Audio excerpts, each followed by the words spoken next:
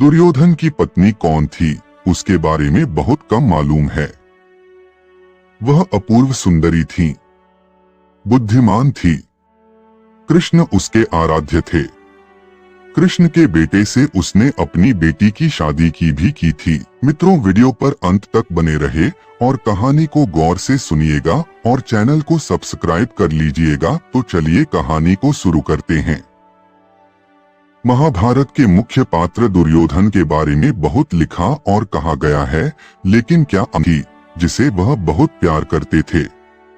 उसका महाभारत के युद्ध में पति समेत कौरवों की मृत्यु के बाद क्या हुआ। दुर्योधन की पत्नी का नाम भानुमति था, जो अपूर्व सुंदरी थी। आंचलिक कथाओं में ये कहा गया कि जब दुर्योधन नहीं रहा तो भानुमति ने अर्जुन से विवाह कर लिया। कहा जाता है कि दुर्योधन से विवाह करने से पहले वह मन ही मन अर्जुन को चाहती थी। हालांकि अर्जुन से बात या उसकी उत्तर कथा वाले ग्रंथों में नहीं मिलते। महाभारत के मुताबिक दुर्योधन की पत्नी का नाम भानुमति था। महाभारत में दुर्योधन की पत्नी का 3 बार जिक्र मिलता है। शांति पर्व में बताया गया है कि दुर्योधन ने कर्ण की मदद से राजा चित्रांगद की बेटी भानुमति का स्वयंवर से अपहरण करके विवाह कर लिया था। बाद में स्त्री पर्व में भी दुर्योधन की सास गांधारी ने भानुमति का जिक्र किया है। भानुमति के एक बेटा और एक बेटी थी। शांति पर्व में ऋषि नारद दुर्योधन और कर्ण की मित्रता के बारे में एक कहानी सुनाते हुए बताते हैं कि किस तरह कर्ण की मदद से दुर्योधन ने कलिंग राजा चित्रांगद की बेटी का अपहरण कर शादी की थी। भानुमति के बारे में उल्लेख हुआ है कि वह ताजिंदगी कृष्ण। बेशक उसके पति दुर्योधन ने कई बार कृष्ण को खरी खोटी सुनाई, अपमान भी किया, लेकिन भानुमति के लिए वह हमेशा आराध्य रहे। यहाँ तक कि पति के निधन के बाद भी वह उनकी भक्त बनी रही। महाभारत के स्त्री पर्व में दुर्योधन की मां गांधारी कृष्ण से अपनी पुत्रवधू का वर्णन इस प्रकार करती हैं। भानुमति के बेटे का नाम लक्ष्मण था, जो खुद महाभारत के युद्ध में मारा गया। बेटी का नाम लक्ष्मणा था। गांधारी कृष्ण से कहती हैं, हे कृष्ण, देखो ये दृश्य मेरे पुत्र की मृत्यु से भी अधिक दुखदायी है। दुर्योधन की प्रिय पत्नी महाबुद्धिमान कन्या है। देखो वह कैसे अपने पति और बेटे के लिए विलाप कर रही है। अब सवाल ये उठता है कि भानुमति ने पति दुर्योधन के सबसे बड़े दुश्मन पांडु पुत्र अर्जुन से क्यों विवाह कर लिया। भानुमति जितनी रूपवती थी उतनी ही चतुर भी कहा जाता है था कि कौरवों का सर्वनाश हो जाएगा।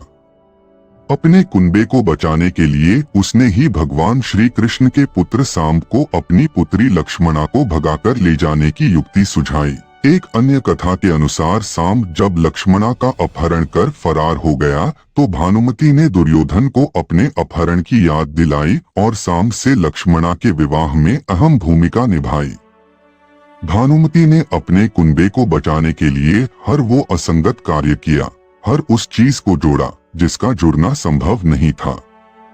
इसीलिए कहीं का ईंट कहीं का रोड़ा, भानुमति ने कुंबा जोड़ा संबंधित कहावत बनी। पुत्र की मृत्यु से लक्ष्मणा को गहरा झटका लगा था।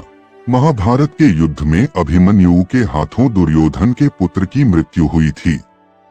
इसके बाद भी भानुमति को मालूम था कि खुद को सुरक्षित रखने के लिए अर्जुन से विवाह कर लेना चाहिए। भगवान कृष्ण ने इसमें खास भूमिका अदा की। उन्होंने अर्जुन और भानुमति का विवाह कराया। इसके पीछे एक कहानी और कही जाती है कि भानुमति शल्य की बेटी थी, जो नकुल और सहदेव के चाचा थे। वह पहले अर्जुन से ही शादी करना चाहती थी। जब स्वयंवर हुआ तो अर्जुन उसमें आए ही नहीं। तब उसने पिता की इच्छा थी कि वह दुर्योधन से शादी करे तो उसने वैसा ही किया, लेकिन पति के निधन के बाद अर्जुन की 9वीं पत्नी बनना पसंद किया। इसकी वजह ये भी थी कि अब कोई लड़ाई नहीं हो और कुंबे में शांति बनी रहे। महाभारत में युद्ध के बाद की उत्तर कथा ज्यादा नहीं मिलती, लिहाजा किसी बड़े ग्रंथ में अर्जुन और भानुमति के विवाह की कोई जानकारी नहीं मिलती। लेकिन ये बात एकदम तय है कि महाभारत युद्ध में भीम के हाथों दुर्योधन की मृत्यु के बाद पांडवों ने भानुमति का सम्मान किया। वह अपने भविष्य को लेकर अनिश्चित थी। उसने कौरव और पांडव परिवारों को एकजुट करने की कोशिश की। कुछ जानकारियां ये भी कहती हैं कि वह पति के निधन के बाद विधवा रहीं। कथाएं ये भी कहती हैं कि भानुमति ने अपने ससुराल में रहकर धृतराष्ट्र की सेवा की। धृतराष्ट्र के साथ गंगा नदी के किनारे रहकर तपस्या की। बाद में भानुमति ने गंगा में समाधि ले ली। एक तमिल लोक कथा है जिसमें बताया गया कि दुर्योधन के कहने पर कर्ण अक्सर भानुमति की देखभाल के लिए उसके पास आ जाता था। कर्ण और भानुमति ने पासा खेलना शुरू किया। धीरे धीरे कर्ण जीतने लगा। इसी बीच दुर्योधन लौटा, कमरे में प्रवेश किया। पति को अंदर आते देख भानुमति सम्मान से खड़ी हो गई। कर्ण को पता नहीं लगा। उसको लगा कि भानुमति इसलिए उठ गई क्योंकि हारना नहीं चाहती। कर्ण ने भानुमति की शॉल पकड़कर खींचा तो शॉल के मोती बिखर गए। इससे भानुमति की स्थिति बहुत विचित्र हो गई। वह स्तब्ध हो गई कि अब पति पता नहीं क्या सोचेगा और करेगा।